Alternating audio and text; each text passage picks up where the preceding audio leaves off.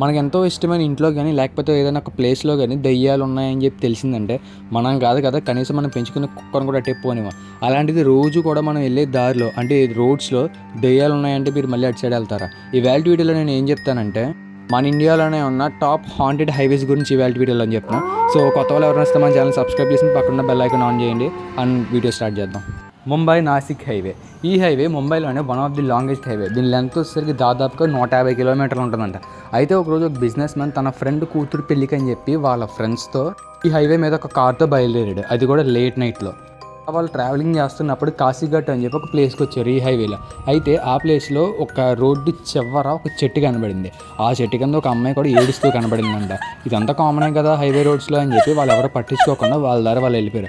అలా వాళ్ళకి ఒకసారి కాకుండా 3-4 సార్లు అలాగే ఒక చెట్టు కింద అమ్మాయి కూడా కనబడింది. అది కూడా ఆ అమ్మాయి సేమ్ డ్రెస్తో కనబడిందంట. వీళ్ళు ఏం చేశారంటే అమ్మాయి ఎవరా అని చెప్పి ఫేస్ మీద లైట్ వేసి చూశారు. అయితే వీళ్ళు భయపడిన సంఘటన ఏంటంటే ఆ అమ్మాయి 2 కళ్ళు చేతులతో పట్టుకుని ఉన్నదంట.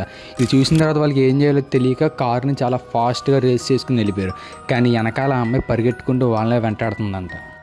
ఈ ఇన్సిడెంట్ వీళ్ళే కాకుండా ఇంకా చాలామంది ఫేస్ అయ్యారంట. ఇంకొంతమందికి అయితే ఈ దెయ్యం వింత సౌండ్స్ చేసేదంట. ఏంటబ్బా అని చెప్పి లైట్ వేసి చూసామంటే ఆ దెయ్యం చెట్టు మీద కూర్చుని తలకాయ లేకుండా వింతగా ఏ సౌండ్స్ చేసేదంట. అండ్ ఇంకొంతమందికి అయితే రోడ్డు మీద వెళ్తున్నప్పుడు సడన్గా 4-5 సార్లు ఫ్లాష్ అయ్యి కనబడేదంట. మనం ఇంకా ఆశ్చర్యపోవాల్సిన విషయం ఏంటంటే ఈ రోడ్లో లేట్ నైట్స్లో ఒక 5 యాక్సిడెంట్స్ జరిగినాయంటే అందులో ఒకళ్ళు బతికే అవకాశం ఉండదంట, మిగతా 4 కూడా చనిపోయేవాళ్ళు అంట. సో మీరు ఎవరైనా ముంబైలో ఉంటూ ఈ హైవేలో ఒకవేళ ట్రావెల్ చేసి ఉంటే మన కామెంట్ సెక్షన్లో కామెంట్ చేయండి అండ్ మన ఛానల్ సబ్స్క్రైబ్ చేసి పక్కన బెల్ ఐకాన్ ఆన్లో పెట్టుకోండి. అండ్ నెక్స్ట్ వీడియోలో మళ్ళీ కలుద్దాం.